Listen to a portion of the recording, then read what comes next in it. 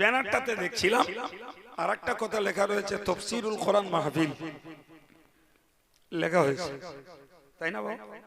জি, তো এরা তাফসীরুল কোরআন মাহফিল লিখেছে, আলহামদুলিল্লাহ, তাদের উদ্দেশ্য ভালো।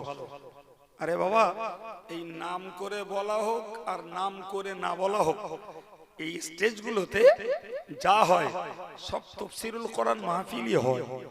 তবে বাংলাদেশেরা এই নামটার উদ্ভাবন করেছে আর এই ইউটিউবের মাধ্যমে উড়ে চলে এসে এখানে। জি, তো যে আলেম যেই ওয়াজ করে সে তো ভাইরে কোরআন হাদিসের ব্যাখ্যাই করে, অন্য কিছু তার করে না। তবে নাম হয় আমাদের দেশে হয়তো ইসলামী সওয়াব, হয়তো ইসলামী মাহফিল, হয়তো ওয়াজ মাহফিল, কিংবা বিরাট ধর্মসভা, এই কথা বলে। আমাদের দেশের নামগুলো এই জাতীয় হয়। জি, আর বাংলাদেশেরা ওই নামটাকে দিয়ে রাখে তাফসীরুল কোরআন মাহফিল। আমাদের ছেলেদের ওইটা মাথায় লেগেছে যে তাফসীরুল কোরআন মাহফিল, তার মানে আমাদের দেশে যেটা হয় বিনা নামে সেই তাফসীরই হয়। জি, আর ওরা নাম দিয়ে করে, কিন্তু এর একটা ভেদ ভাঙা দরকার।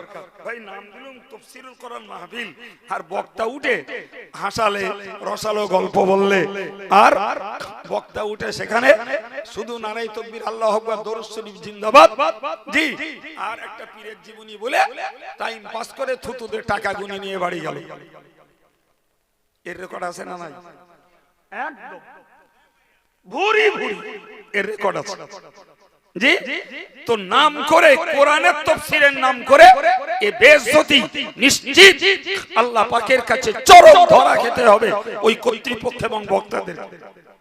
বাংলাদেশের প্রচুর পরিমাণ বক্তা তাফসীরুল কোরআন নাম দিয়ে শুধু গান গাচ্ছে, শুধু গান গাচ্ছে, আর ওই রকম শ্রোতারা হাসতেছে। আমি অবাক হয়ে যাই, একটার দাগ বক্তা না, অনেক বক্তা। যেখানে হাদিস শরীফে এসেছে যে যারা শ্রোতাদেরকে হাসানোর উদ্দেশ্যে কথা বলে কিয়ামতের দিনে এদেরকে জাহান্নামের আগুনে নিক্ষেপ করা হবে।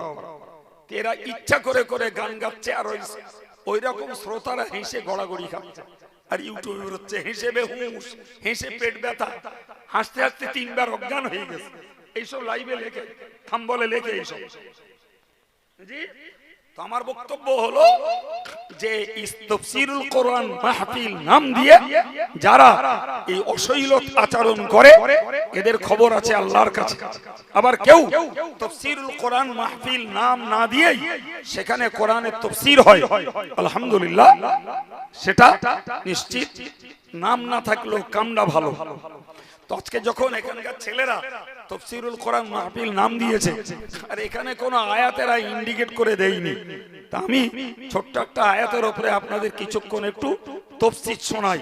নাচানো না, গল্প না, রসালো হাসানো কোনো কথা না, আর নারায়ে তাকবীর আর জিন্দাবাদের ঝংকার না।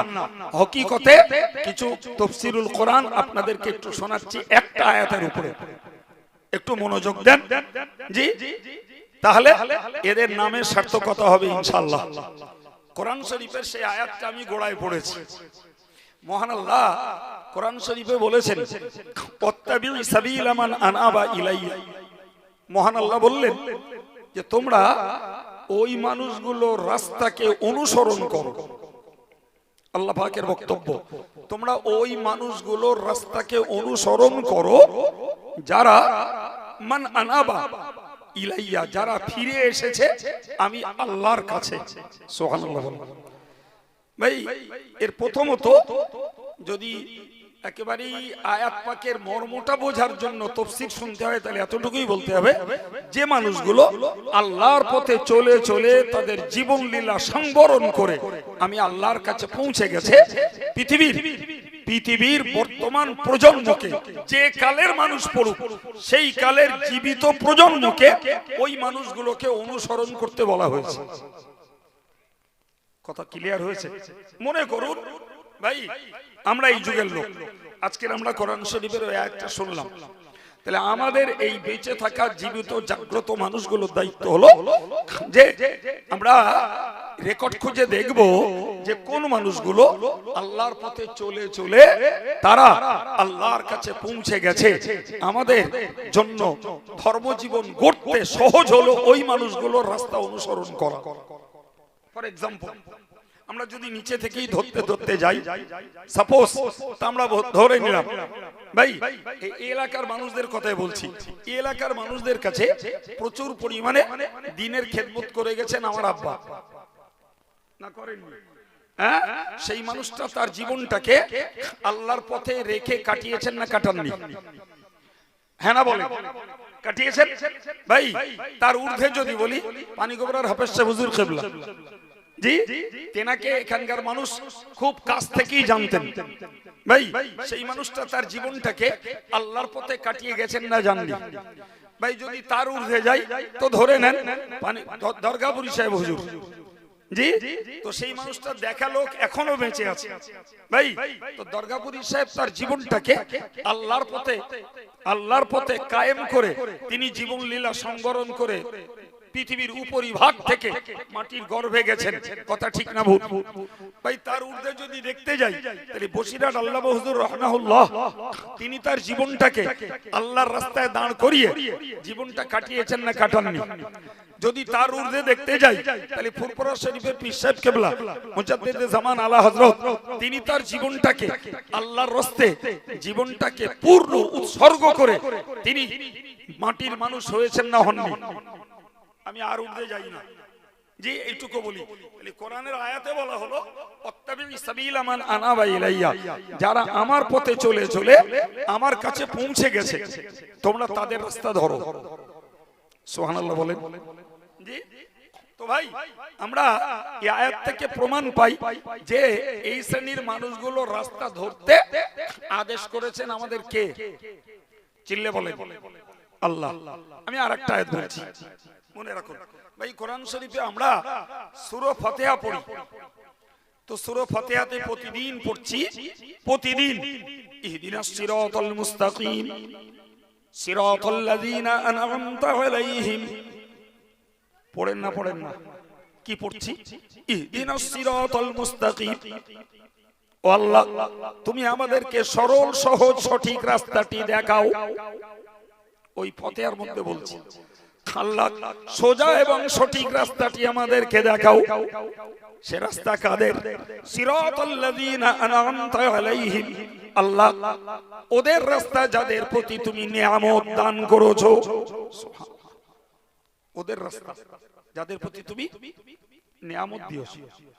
তাহলে আমরা ওই আয়াত পাক থেকে আল্লাহ শিখিয়েছেন আর আমরা বলছি আল্লাহ তুমি আমাদেরকে ওদের রাস্তা দেখাও যাদের উপরে তুমি তোমার নিয়ামত তোমার অবদান তুমি দিয়েছো। অমনোযোগী হবেন না, তাফসীর মানে নানির গল্প না, বলো নানির গল্প না, মনোযোগ দিতে হবে জি। তাহলে আগের আয়াতে কি ছিল? আগের আয়াতে ছিল, গোড়ার আয়াতে, যে তোমরা যে মানুষগুলো আমার পথে চলে ইন্তেকাল করে গেছে তোমরা তাদের রাস্তা অনুসরণ করো।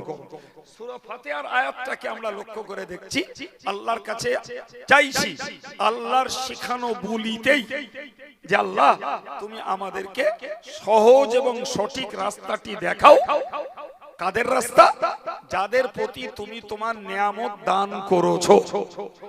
তাহলে তোমার নিয়ামত পেয়ে যারা জীবন কাটিয়ে কবরে গেছেন আমরা ওদের রাস্তা আল্লাহর কাছে দেখতে চাচ্ছি।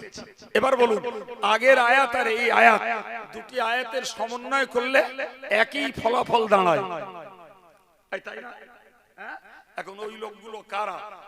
ওই লোকগুলো কারা যাদের উপরে আল্লাহ নিয়ামত দিয়েছেন? কোরআন শরীফের অন্য আয়াত পাকে আল্লাহ বলেছেন উলাইকাল্লাযীনা আন'আমাল্লাহু আলাইহিম মিনান নাবিয়্যিনা ওয়াস-সিদ্দীকিনা ওয়াস-শুহাদা'i ওয়াস-সালিহিন। মহান আল্লাহ বললেন আমি আমার নিয়ামত দান করেছি, আমি আমার নিয়ামত দিয়েছি নাম্বার 1 নবীদের উপরে, নাম্বার 2 আমি আল্লাহ নিয়ামত দিয়েছি সিদ্দিকদের উপরে, নাম্বার 3 আমি আল্লাহ নিয়ামত দিয়েছি শহীদদের উপরে, নাম্বার 4 আমি আল্লাহ নিয়ামত দিয়েছি সালেহ তথা নেককার বান্দাদের উপরে। সুবহানাল্লাহ বলে তার মানে আমরা চাইছি আল্লাহর কাছে, আল্লাহ আমরা অনুসরণ করব তোমার নবীর রাস্তা, আল্লাহ অনুসরণ করব সিদ্দিকদের রাস্তা, আল্লাহ অনুসরণ করব আমরা শহীদদের রাস্তা, আল্লাহ আমরা অনুসরণ করব সালেহ বান্দাদের রাস্তা। আল্লাহ ওই রাস্তাটা তুমি আমাদেরকে দেখিয়ে দাও। আল্লাহু আকবার। এই যে কথাগুলো জি শিখিয়েছেন কে? জোরে বলেন কে? আল্লাহ। তাহলে এই আয়াত পাকে যাদের রাস্তা অনুসরণ করার জন্য আমরা আল্লাহর কাছে দোয়া চাইছি, কদল লোক তারা বাবা। এই কদল বলে দিলাম তো, চারজন, একটা নবী, একটা সিদ্দিক, একটা শহীদ, একটা সালেহ। মুখস্থ হবে না, ভুলে যাবেন। আবার একবার বলছি, নবী, সিদ্দিক, শহীদ, সালেহ, এই চার দল লোক আল্লাহর নিয়ামত প্রাপ্ত বান্দা। আর এরা, এই মানুষগুলো আমি আগে যা বলেছি, এরা বলো যথারীতি আল্লাহর পথে জীবন লীলা সংবরণ করে কবরে চলে গেছে। নবীরা গেছেন, সিদ্দিকরা গেছেন, শহীদরা গেছেন, সালেহ নেককার মানুষ এখনো পৃথিবীতে আছে, কিন্তু আগে যারা ছিলেন তারা সব চলে গেছেন। তাহলে আমরা পরবর্তী মানুষ, মানে আমাদের এই চলে যাওয়া মানুষগুলোর অনুসরণ করা লাগবে। কথা ক্লিয়ার হচ্ছে না জড়াচ্ছে? ক্লিয়ার?